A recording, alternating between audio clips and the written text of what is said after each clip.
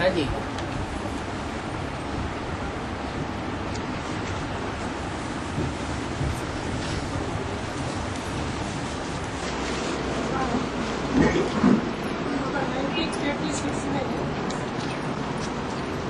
हाँ जी। 1936 में राजा मेघराज उसका साक्षात्कार करके छोटी माँ को सुनाया। छोटी माँ ने बड़ी माँ को गीता माता को सुनाया। 1936 साक्षात्कार की बात दादा लेखराज ने छोटी माँ को उसका बहन को बताया। हाँ, उसको बताया। वो बहन ने जो दादा लेखराज ब्रह्मा के सबसे नजदीकी थी।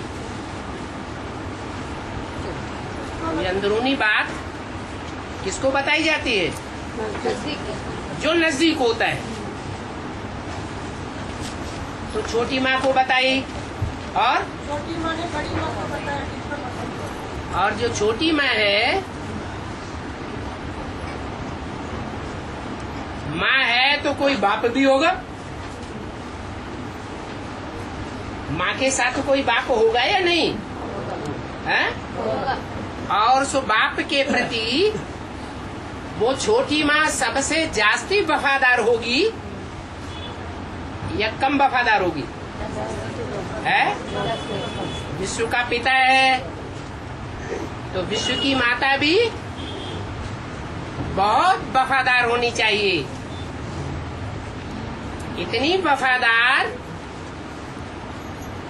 कि जिस बात में बाप खुश, उस बात में छोटी माँ को भी अति खुशी होती है। वो परिवार कौन सी जगह का था? कलकत्ता का परिवार था। अंतिम जन्म में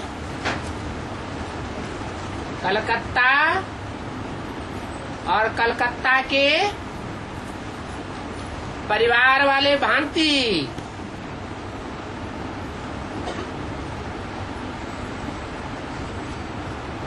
प्रसिद्ध हो जाते हैं सारे संसार में। इस बात में प्रसिद्ध हो जाते हैं,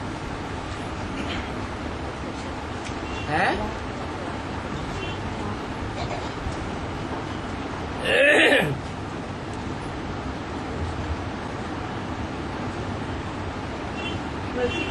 नचिकेत का बाप को वाजश्रव ऋषि विश्वजीत याग करता था।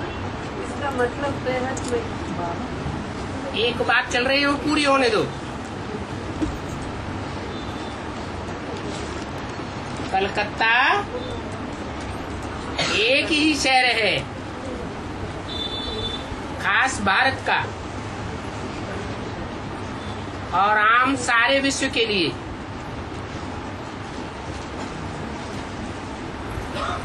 क्योंकि सारे विश्व के हिसाब से तो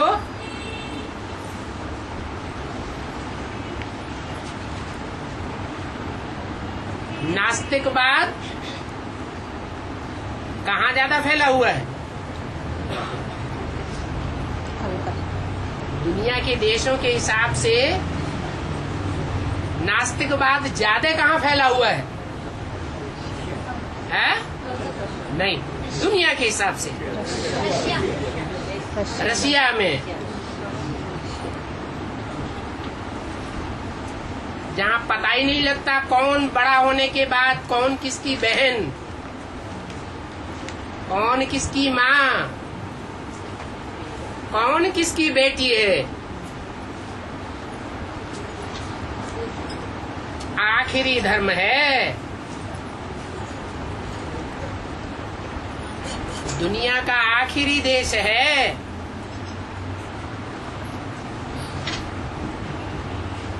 जहाँ इतनी बड़ी तादाद में वैश्यावृत्ति पनप जाती है कि जानवरों जैसी बुद्धि हो जाती है, चलन हो जाती है।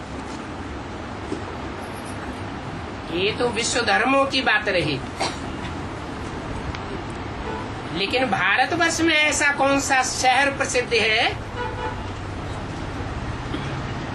जहां वो कम्युनिज्म सबसे जास्ती पनपता है? कलकत्ता। और वैश्यालय भी कलकत्ते का सबसे जास्ती मशहूर है। वहां घर घर में ये परंपरा पक्की हो जाती है कि एक पत्नी से पेट नहीं भरता। क्या करते हैं? रखैलें भी रख लेते हैं।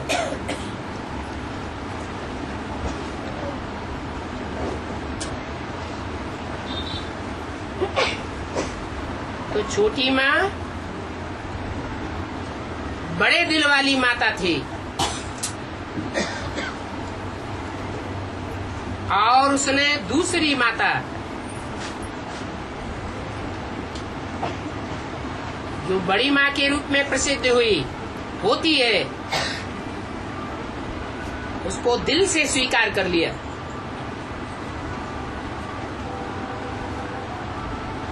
बाप की खुशी में अपनी खुशी बनाने के लिए। तो जो बात दादा लेखराज ब्रह्मा से सुनी वो किसको सुनाई जाएगी? पहले बाप को सुनाएगी या दिल से जिसको अपनी बहन मान लिया? बड़ी बहन भी माता समान होती है, जैसे बड़ा भाई बाप समान होता है। उस माता को सुनाया। आगे विष्णु से ब्रह्मा निकला था। आदि ब्रह्मा निकला। विष्णु की नाभि से ब्रह्मा निकला। तो ये बात भी साबित हो जाती है कि अंतिम जन्म में भी इस दुनिया के बीच में वैश्यालय के प्रसिद्ध शहर में होते हुए भी अंदर से संकल्पों से एक होकर रहने वाले पति पत्नी का एक ही जोड़ा था सैंपल में। कौन सा? छोटी माँ और बाप। तो विष्णु हुआ या नहीं हुआ? ये सृष्टि का अंत समय है, जबकि 60 वर्ष की वानप्रस्थी अवस्था में शिव बाप पहले इस सृष्टि पर प्रत्यक्ष होते हैं और अंत के लिए प्रसिद्ध है। क्या बात प्रसिद्ध है अंत के लिए? जो आदि सो अंत। कहाँ कहें कि नई दुनिया की आदि हुई? कब से कहें?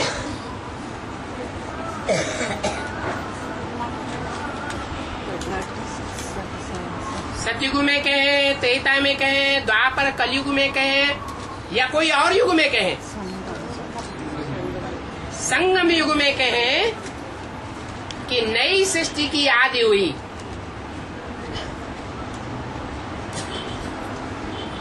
और नई सृष्टि के नए संगठन में कौन सा देवता प्रत्यक्ष होता है संसार के सामने? है विष्णु। तो नई सृष्टि के आदि में विष्णु, तो पुरानी सृष्टि के अंत में कौन होना चाहिए? विष्णु होना चाहिए, ब्रह्मा होना चाहिए या शंकर होना चाहिए? है विष्णु ही होना चाहिए। तो शास्त्रों में लिखा हुआ है कि विष्णु की नाभि से ब्रह्मा निकला, अर्थात छोटी माँ ने उन साक्षात्कारों की बात जो दादा लेखराज ब्रह्मा को हुए थे, उन साक्षात्कारों को बड़ी माँ के सामने रख दिया और बड़ी माँ ने बहुत बतबड़ होने के कारण, वाचा में तीखी होने के कारण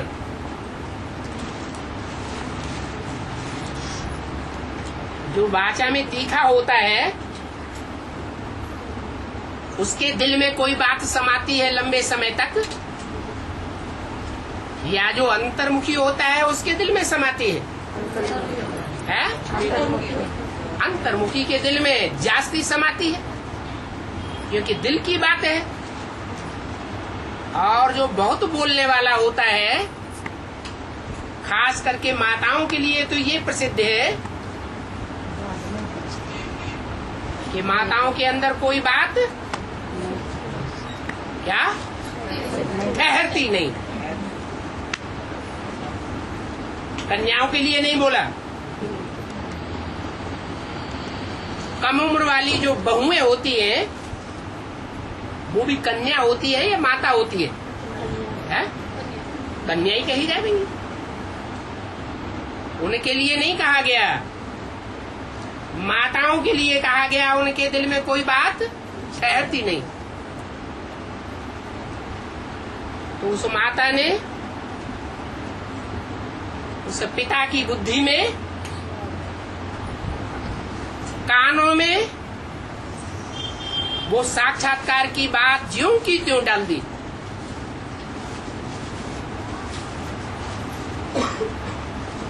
वो सुनाने वाली बन गई।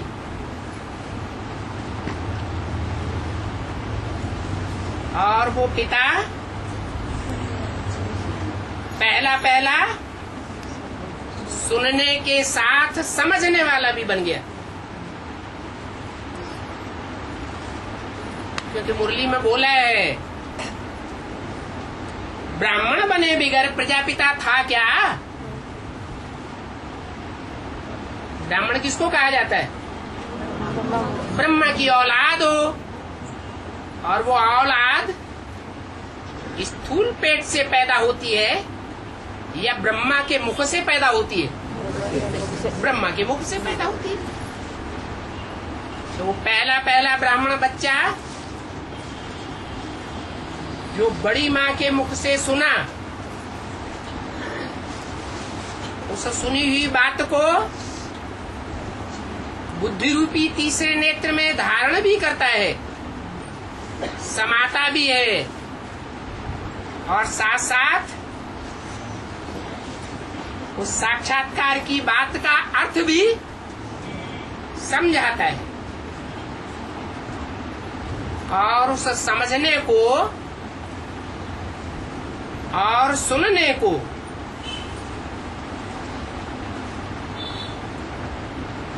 कौन सी आत्मा प्रैक्टिकल रूप देती है? छोटी माँ भी मौजूद होती है उस समय। वो सुनने के साथ साथ अंदर से उस बात के रहस्य को समझ भी लेती है और सुनती भी है। और बड़ी माँ बड़ा बोली होने के कारण सुनती तो है, लेकिन उतना समझती नहीं है। तो सुनने सुनाने के निमित्त कौन हुई? बड़ी माँ। वो निमित्त बन जाती है भक्ति मार्ग का फाउंडेशन डालने के लिए। भक्ति मार्ग में सिर्फ सुनना और सुनाना होता है, समझना और समझाना नहीं होता है। और आगे ब्रह्मा निकला। हाँ, ब्रह्मा के नाभि से विष्णु कभी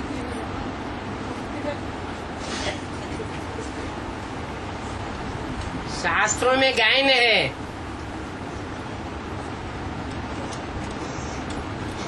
गौमुख से कौन निकली है? गंगा निकली। और गौमुख से जो गंगा निकलती है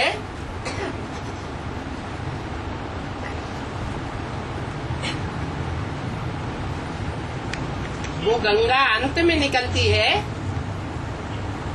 या आदि और मध्य में निकलती है? अंत में निकली। और तीन मुख्य देवताएं हैं, ब्रह्मा विष्णु शंकर। उन तीनों के बीच में भी कौन सा है जो अंत में ही प्रत्यक्ष होता है? विष्णु। और वो तब प्रत्यक्ष होता है जब बड़े बड़े सन्यासी निकलेंगे तो तुम बच्चों की विजय हो जाएगी। ये बड़े बड़े पवित्रता को धारण करने वाले सन्यासी जो गंगा के किनारे चौकड़ी मार के बैठते हैं ना, जब गंगा निकलती है तो वो सन्यासी भी निकलते हैं। वो गंगा सन्यासियों की माता है। क्या?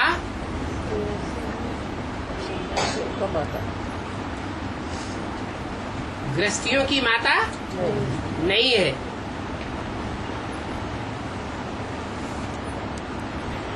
वो विष्णु का पार्ट बजाने वाली वैष्णवी देवी है। इसलिए मुरली में कहा कि ज्ञान की गंगा निकली अथवा वैष्णवी निकली, बात एक ही है।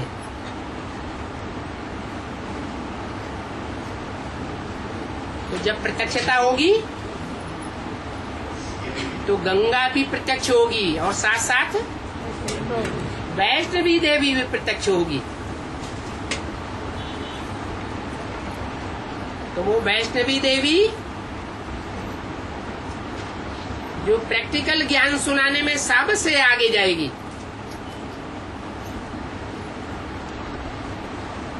वो किससे ज्ञान सुनेगी? है? वो छोटी माँ है ना, वैष्णवी छोटी माँ है ना। छोटी माँ को भारत माता टाइटल है या जगत माता का टाइटल है? भारत माता। और ये जो भारत माता टाइटल है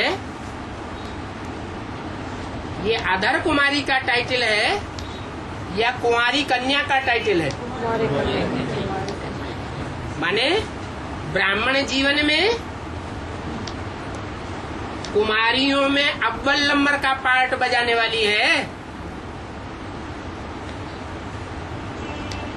इसलिए कुंवारी कन्या के नाम से प्रसिद्ध है। और वो कुंवारी कन्या कोई पुरुष से ज्ञान लेगी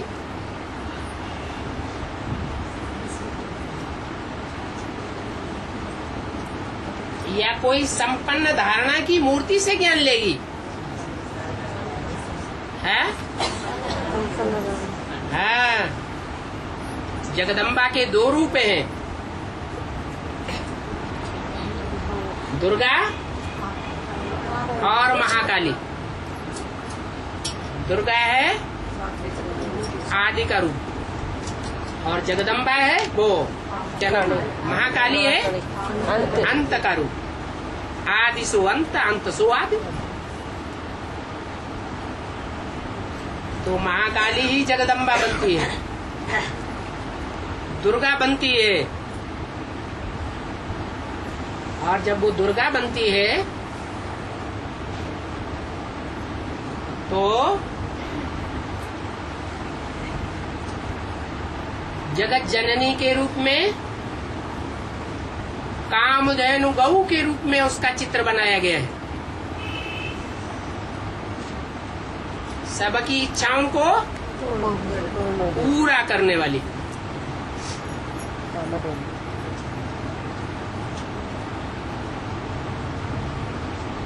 तो वो भी ज्ञान दूध देने वाली है। कौन? जगदम्बा। और चित्र भी देखा होगा कि जगदम्बा जो है वो शिवलिंग के ऊपर खड़ी है और दूध दे रही है, दूध से स्नान करा रही है।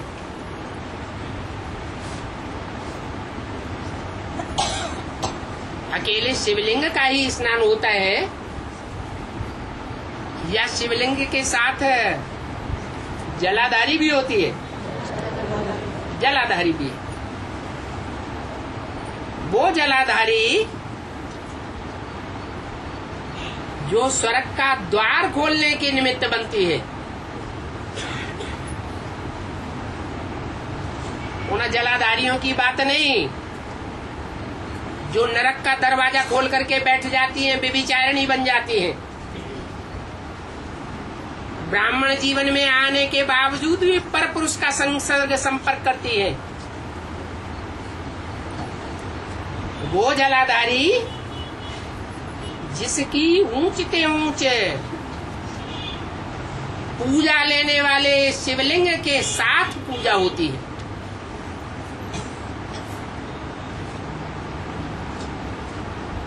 वो जल ज्ञान जल को असली रूप में धारण करती है। ज्ञान जल का असली रूप धारण करना क्या होता है और नकली रूप क्या होता है धारण करना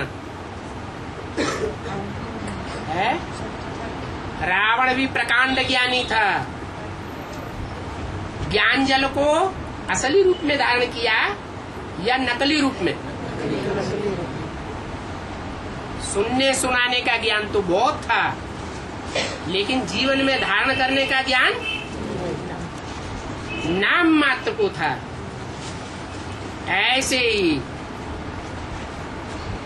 जो कामधेनु गऊ के नीचे दूध की धारा दिखाई जाती है शिवलिंग के ऊपर और जलाधारी के ऊपर,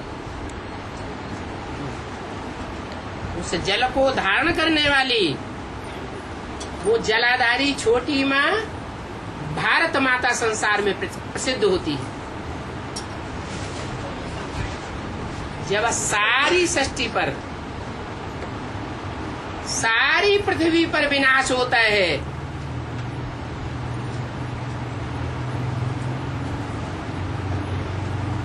तो कौन सा देश बचता है? भारत माता बचती है।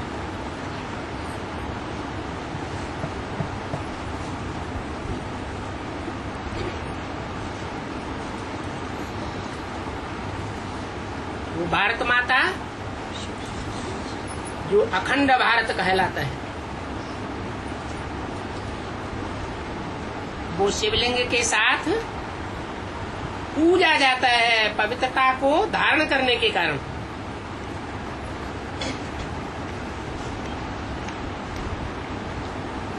इसलिए माता दो रूप में गाई गई है, एक सास के रूप में और एक भक्ति मार्ग में बहू के रूप में भी।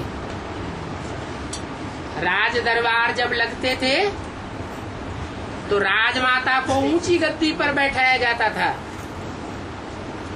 और राजलक्ष्मी राजा के साथ सिंहासन पर विराजमान होती थी।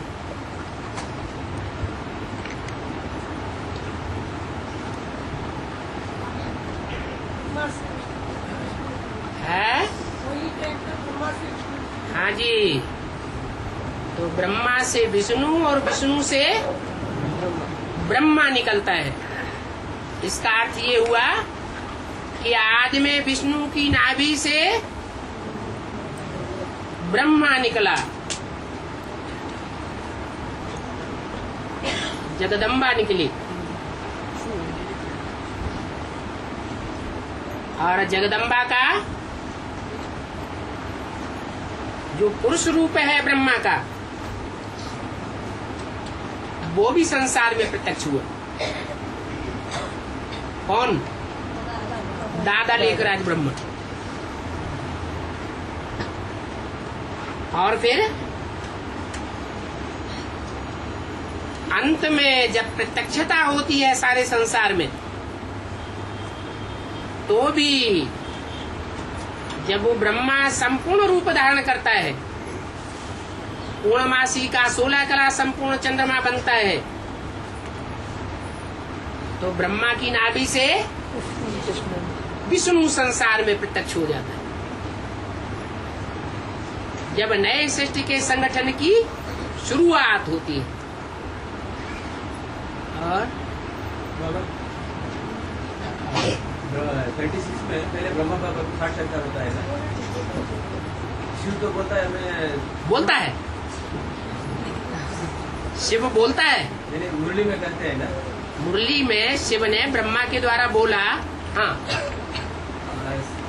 पहले सूक्ष्म बदन रचाकर ब्रह्मा विष्णु शंकर को रचाता हूँ। हाँ, तो पहले ब्रह्मा बाबा को साक्षात्कार कराया। ठीक है। वो साक्षात्कार किसी के शरीर में प्रवेश नहीं हुआ, तब एक साक्षात्कार बिना शरीर साक्षात्कार कैसा कराया? ये क्या बात हुई? बिना शरीर के राम की आत्मा तुलसीदास के रूप में और कृष्ण की आत्मा सूरदास के रूप में और मीरा की आत्मा कलयुग में साक्षात्कार नहीं करती। वहाँ कोई साक्षात्कार कराने वाला होता है? नहीं। तो यहाँ क्यों नहीं करा सकता? नहीं, पहले सूक्ष्म बदन रचाना माना सूक्ष्म बदन शरीर के द्वारा ही रचा सकता है। नहीं,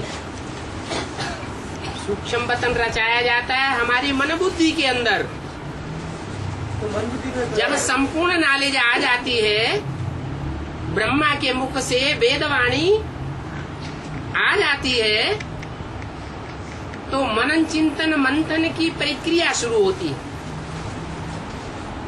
ब्रह्मा के संकल्प की सृष्टि से फरिश्ताओं की दुनिया तैयार होती है। फरिश्ताएं सूक्ष्म वतन में रहते हैं या स्थूल या निराकारी वतन में? सूक्ष्म वतन। तो प्रैक्टिकल में सूक्ष्म वतन तब कहें जब ब्राह्मणों की मन बुद्धि में वो मनन चिंतन मंथन का सूक्ष्म वतन तैयार हो गया, और उस मनन चिंतन मंथन से उन्होंने पहले 3 देवताओं को प्रत्यक्ष कर लिया। तो ब्रह्मा के रूप में, विष्णु के रूप में पार्ट बजाने वाले प्रैक्टिकल फीचर्स कौन से होते हैं? वो तीनों मूर्तियां जो सूक्ष्म मनन चिंतन मंथन की स्टेज वाली है, वो कब प्रत्यक्ष होती है? बोलो। वो 3 मूर्तियाँ। हाँ, 3 मूर्तियाँ 76 में होता है। 76 में प्रत्यक्ष होती। इसलिए बोला कि सूक्ष्म वतन रचते हैं 40 वर्ष के लिए। वो साक्षात्कार वाला सूक्ष्म वतन है, भक्ति मार्ग वाला सूक्ष्म वतन है, वो सन 36 से लेकर के 76 तक के लिए रचा गया। 76 में संपन्न स्टेज को प्राप्त हो गया, और एक आत्मा की बुद्धि में तीनों मूर्तियां प्रत्यक्ष हो जाती हैं। ब्रह्मा कौन, विष्णु कौन और शंकर कौन, जो तीनों मिलकर के संकल्पों से विश्व विजय करके दिखलावे। झंडा का गायन है ना, झंडे का एक कपड़ा विश्व विजय करता है, या तीनों कपड़े इकट्ठे होते हैं तब विश्व विजय होती है? तीनों के संकल्पों में एकता होनी चाहिए। हाँ जी। तो फिर वो दत्तात्रेय का पाठ करते हैं ना, हाँ जी। और आदि का साक्षात्कार को कुछ कनेक्शन है या नहीं? दत्ता माने दिया हुआ, और त्रय माने तीन के द्वारा। क्या? दत्ता माने दिया हुआ, और त्रय माने तीन के द्वारा। तो कौन हुआ दत्तात्रेय? जो गुण ही ग्रहण करता था, दादा लेखराज ब्रह्मा। हाँ, ठीक है। और उन दादा लेखराज ब्रह्मा को, दादा लेखराज ब्रह्मा ही कृष्ण की सोल है। नई सृष्टि में बच्चे के रूप में, प्रिंस के रूप में जन्म लेने वाला है, और वर्तमान समय में ब्राह्मणों की दुनिया का स्थापन करता है। ये बात बुद्धि में डालने के निमित्त कौन तीन आत्माएं बनी? वही ब्रह्मा विष्णु शंकर। इसलिए दत्तात्रेय, दत्ता माने दिया हुआ, और त्रय माने तीन के द्वारा जिसका जन्म दिया गया, वो दत्तात्रेय। उसके आसपास कुत्ते दिखाए जाते हैं। क्या? हाँ, क्राइस्ट और कृष्ण की राशि मिलाई जाती है। कुछ समानता होगी तब राशि मिलाई जाती है, या असमानता के आधार पर राशि मिलाई जाती है? समानता है स्वभाव संस्कार में। क्या समानता है? जो क्रिश्चियंस हैं उन्होंने भी किसको फॉलो किया? उन्होंने भी संगम युग में ब्रह्मा को फॉलो किया है। तो कृष्ण वाली आत्मा क्रिश्चियंस की तरह ही, कुत्ते की तरह जिनकी बुद्धि है,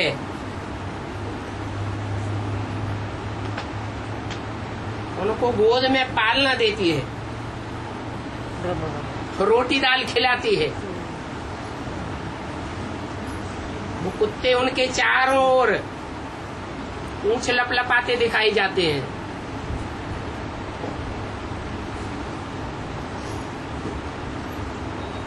लेकिन है विशेष आत्मा दत्तात्रेय। क्या विशेषता है उनमें? गुणों को ही ग्रहण करने वाला है। कुत्तों के भी क्या क्या ग्रहण करता है? कुत्तों में भी कोई विशेषता है या नहीं है? है। कुत्ते में भी एक विशेषता है, जो विशेषता और कोई जानवर में उतनी नहीं होती। कौन सी विशेषता है? वफादार होता है।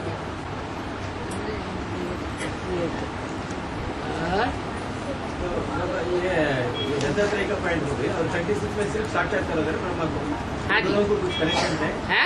ये दोनों को कुछ कनेक्शन है? का दोनों माने कौन?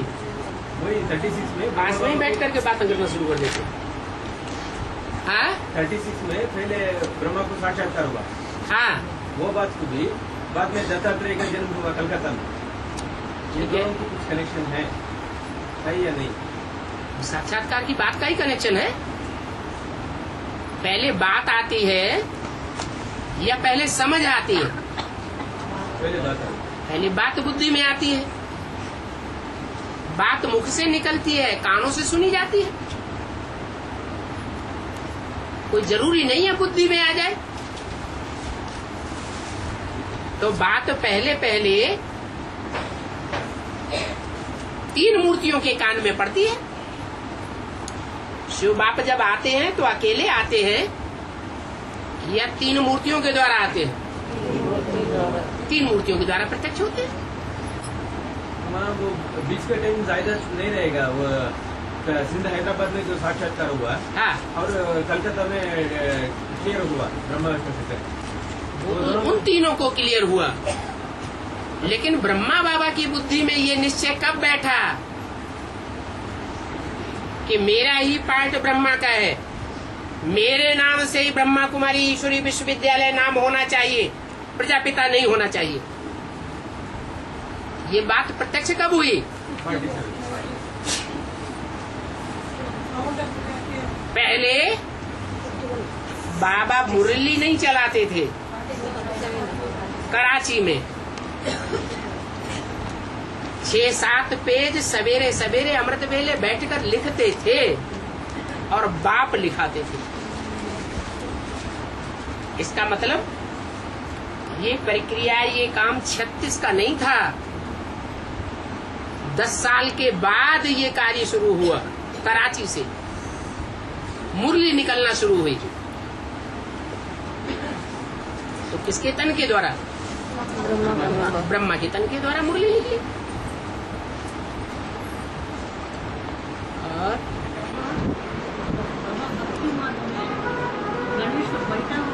हाथ उठाओ।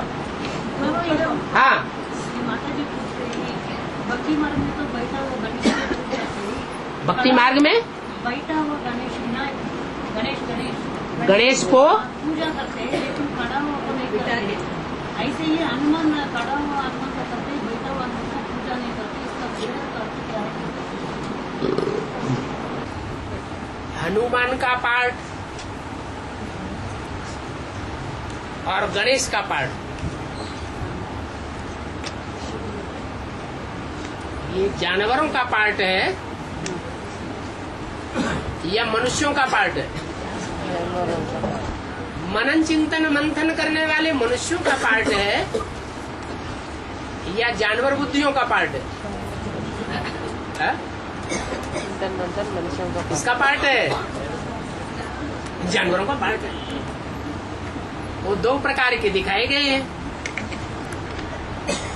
एक है बंदर, जिन बंदरों की राम ने सेना ली और उस सेना का मुखिया कौन था? अरे, तो बंदरों का मुखिया कौन था? हनुमान।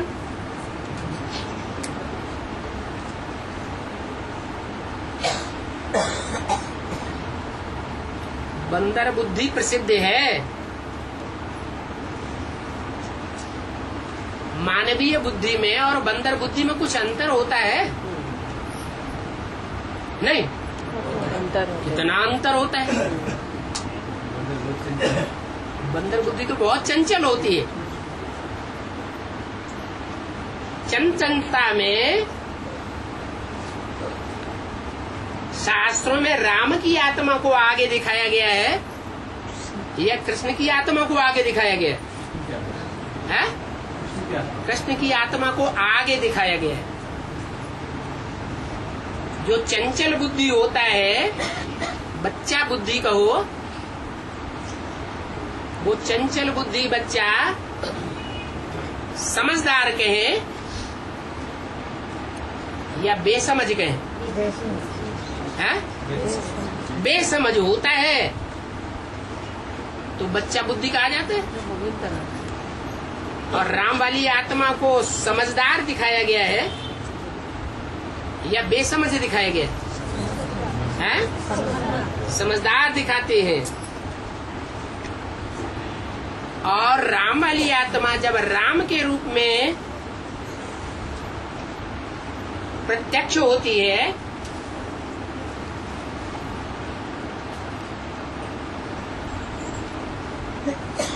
तो शंकर नाम रूप से प्रत्यक्ष होती है ना।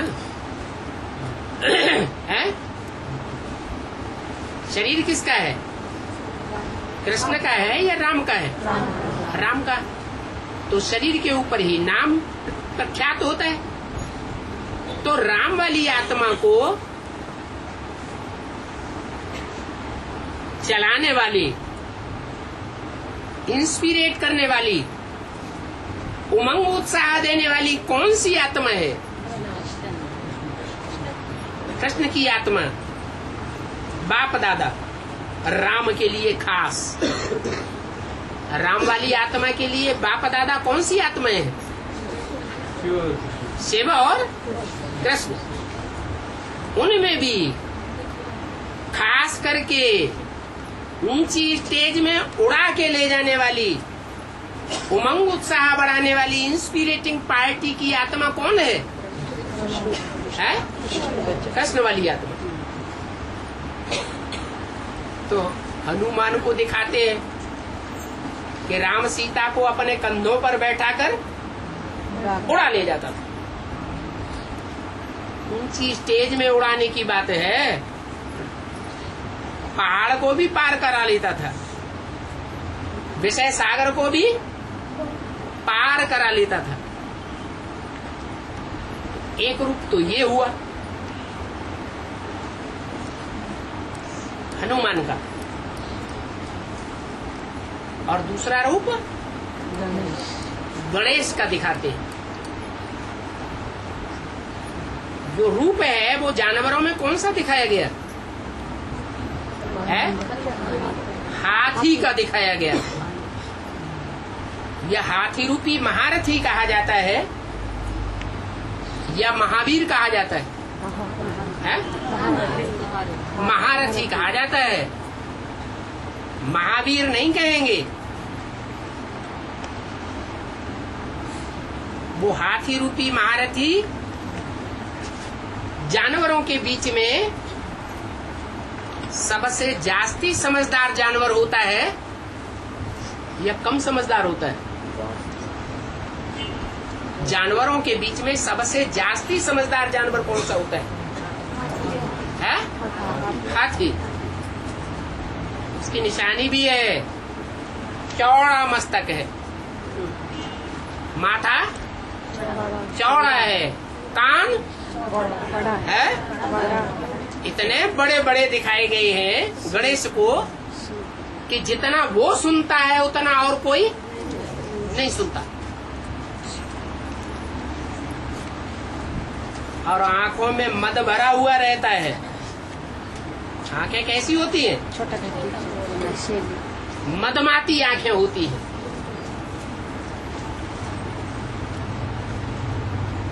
और सारा कार्य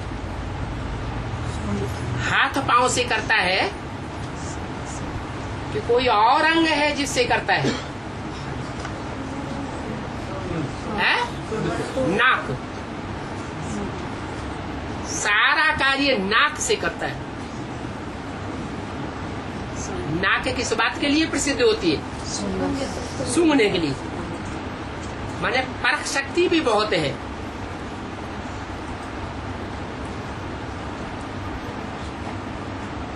तो गणेश भी जहां चित्रों में दिखाते हैं वहां गणेश को बैठा हुआ दिखाते हैं।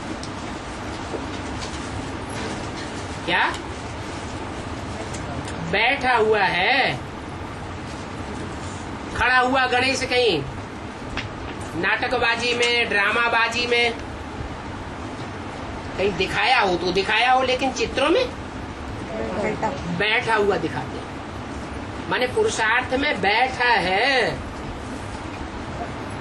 गणेश पुरुषार्थ में खड़ा हुआ नहीं है। और हनुमान कहाँ की यादगार है? संगम युग में भी कौन सा संगम युग? सन 76 से जो पुरुषोत्तम संगम युग प्रत्यक्ष होता है उसमें सदैव पुरुषार्थी जीवन में खड़ी रहने वाली आत्मा है हनुमान के रूप में।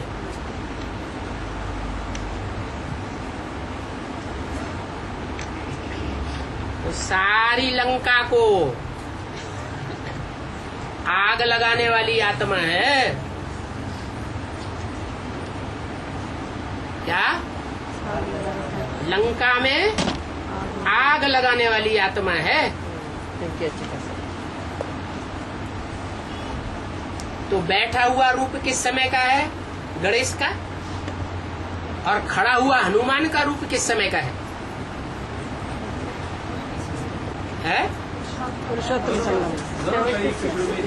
नहीं, सन 68 तक बैठा हुआ रूप है।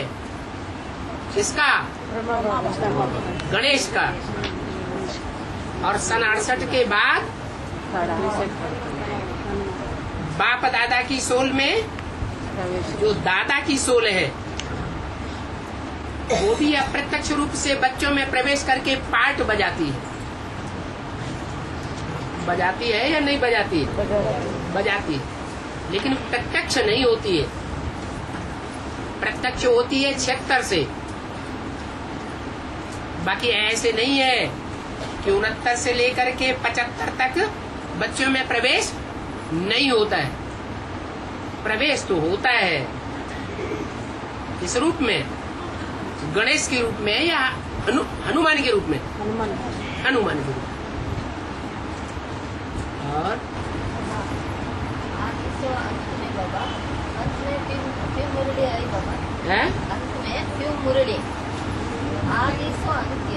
हाँ, अंत में फिर मुरली रचना नहीं करते। आदि में फिर मुरली था ना बाबा। प्यू, आदि में प्यू की वाणी।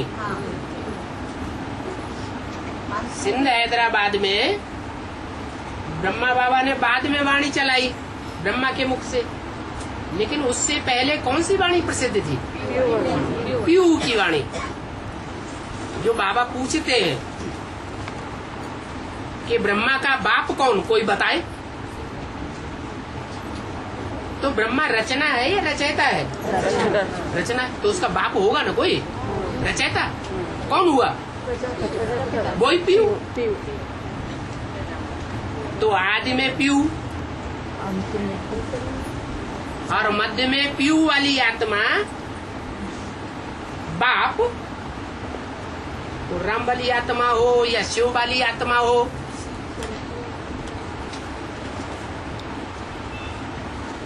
मनुष्यों का बाप हो या आत्माओं का बाप हो, वो गुप्त रह करके पार्ट बजाते हैं या प्रत्यक्ष होकर के पार्ट बजाते हैं? गुप्त रह करके पार्ट बजाते हैं। अभी भी बाप दादा में जो बाप है वो गुप्त है या प्रत्यक्ष है? अभी भी गुप्त है। ब्रह्मा बाबा फिर भी प्रत्यक्ष है। जगदम्बा की बुद्धि में भी गीता का भगवान के रूप में कौन प्रत्यक्ष है? ब्रह्मा की सोच। ऐसे ही आदि सो अंत, मुरली में बोला है तुम बच्चों का दान मान पद पुरुषार्थ सब गुप्त। पांडव होते ही है गुप्त, और उनका बाप पंडा वो भी गुप्त। कब प्रत्यक्ष होंगे? है? अंत में प्रत्यक्ष होंगे। और बाप और बच्चे दोनों ही प्रत्यक्ष होंगे। तो आदि में भी प्यू और अंत में भी प्यू। मतलब ज्ञान की मनन चिंतन द्वारा जो याद होता है, और ज्ञान छोड़ करके सिर्फ याद होता है। ज्ञान छोड़ के याद हो सकता है? ज्ञान माने पहचान। नहीं बाबा, मनन चिंतन छोड़कर पूरा याद में बैठता है, मन स्टेज बढ़ता है। ये दोनों में फर्क क्या है? मनन चिंतन का जो निचोड़ है वो याद है, या मनन चिंतन का विस्तार वो असली याद है? मनन चिंतन का जो निचोड़ है, जो मक्खन है, सार है, वो है याद। अंत में क्या रह जाएगा? याद रह जाएगी। बिंदु रूप आत्मा याद रह जाएगी देवताओं को, और सारा ज्ञान उड़ जाएगा। हाँ, अब बोलो। ये उसका ही था, वो दोनों का फर्क है। हाँ जी, है?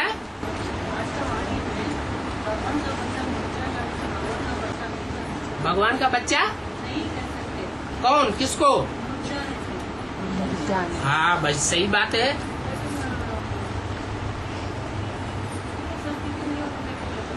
भगवान जो है संपन्न स्टेज में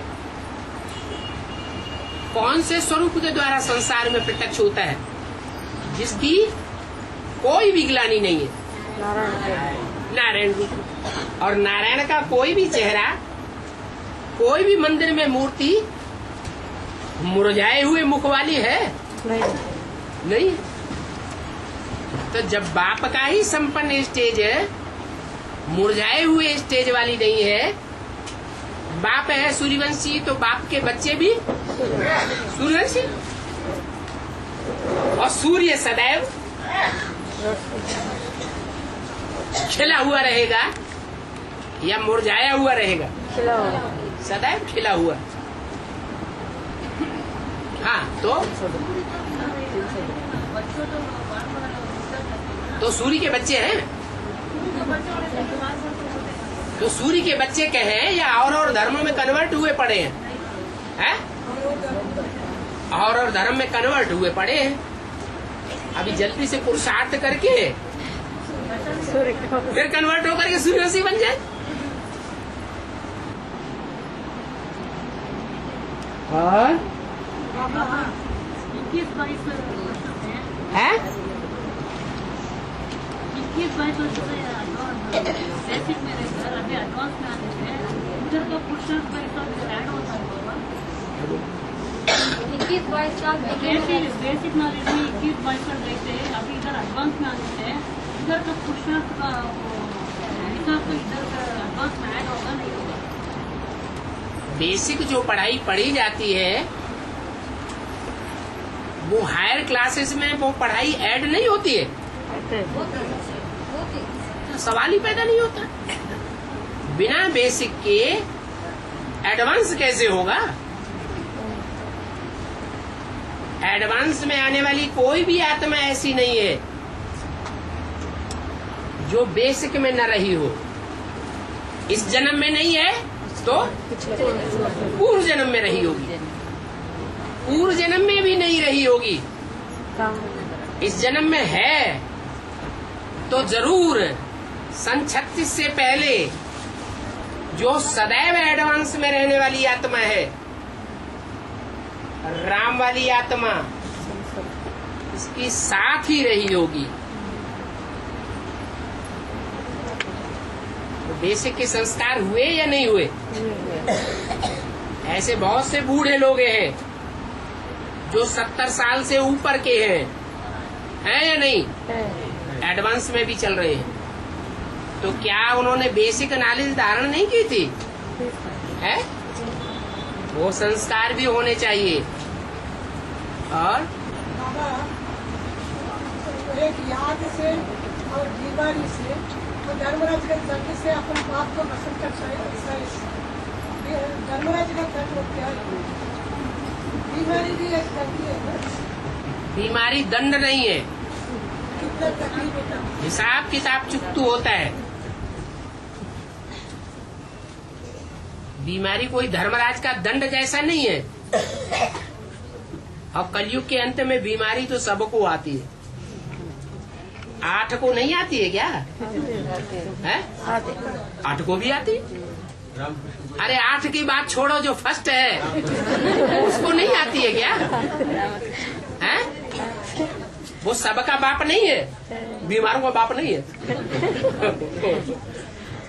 और नहीं बाबा, दंड क्या मिलेंगे? धर्मराज का दंड क्या मिलेगा?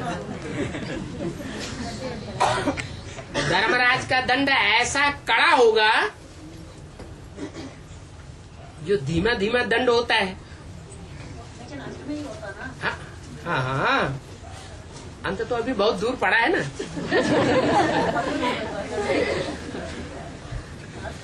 बाबा माउंट आबू में अरे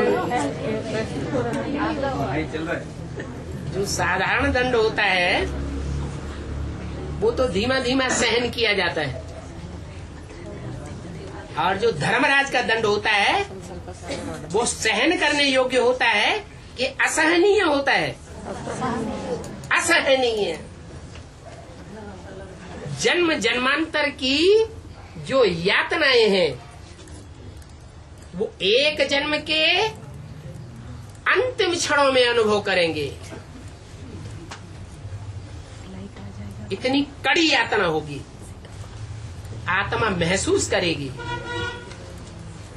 छटपटाएगी। जैसे किसी की सांस रोक दी ना,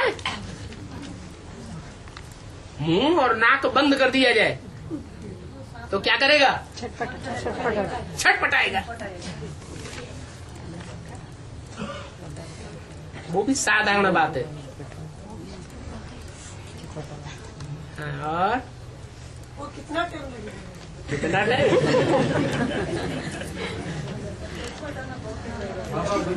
1 मिनट। जो दुख का टाइम होता है, दुनिया में दुख बढ़ता है ना, दुख महसूस होता है ना, वो दुख का टाइम लंबा महसूस होता है। दुनिया में सामान्य रूप से दुखी तो होते हैं ना, वो दुख का टाइम लंबा महसूस होता है या छोटा महसूस होता है? और सुख का टाइम छोटा महसूस होता है। दुख का टाइम बहुत लंबा। गीत भी बनाई दिया, समय तू जल्दी जल्दी बीत, सुख में तू पल भर नहीं ठहरे, लाख बिताए तुझ पर पहरे। दुख में तू बिल्कुल रुक जाए, कैसी तेरी रीत, समय तू जल्दी जल्दी बीत। तो पक्की बात है ना, वो तो सामान्य दुख की बात बताई कि बहुत लंबा टाइम महसूस होता है। और ये तो धर्मराज का स्पेशल दुख है। तो लंबा टाइम होगा महसूस या थोड़ा टाइम महसूस होगा? लंबा टाइम है? थोड़ा टाइम। हाँ जी। माना जो पिछले जन्मों का संस्कार है उसका फल बीमारी के रूप में पड़ना पड़ता है। वो तो सामान्य बात है, हर जन्म में होता रहा। तो संगम युग के जो सजा है वो धर्मराज के रूप में मिलेगी। संगम युग की सजा, संगम युग में जो पाप किए जाते हैं उसकी सजा अभी भी 100 गुना अभी हम भुगत रहे। क्या?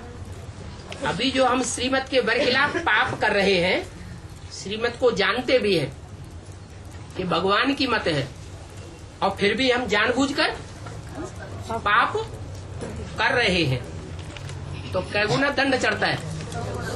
100 गुना दंड चढ़ता है। भक्ति मार्ग में ऐसा नहीं था, और यहाँ 100 गुना दंड। तो 100 गुना दंड चढ़ने से आत्मा तमो प्रधान बन रही है या सतो प्रधान बन रही है? और ही तमो प्रधान बन रही है। दिन दूनी रात चौगुनी तमो प्रधान बन रही है। इसको मतलब बीमारी और निंदा दंड। अभी तो बाबा ने बोला, खासकर अव्यक्त बाप दादा ने, अभी अभी श्रीमत की बरखिलाफी करो, पाप करो, अभी अभी दंड शुरू। क्या पूर्व जन्मों में तो ऐसे भी होता था कि धीमी गति से कोई पाप किया तो कई जन्मों के बाद फल देता था, और अभी तो ऐसा समय आ गया अंत समय का कि अभी अभी किया और अभी उसका दंड शुरू।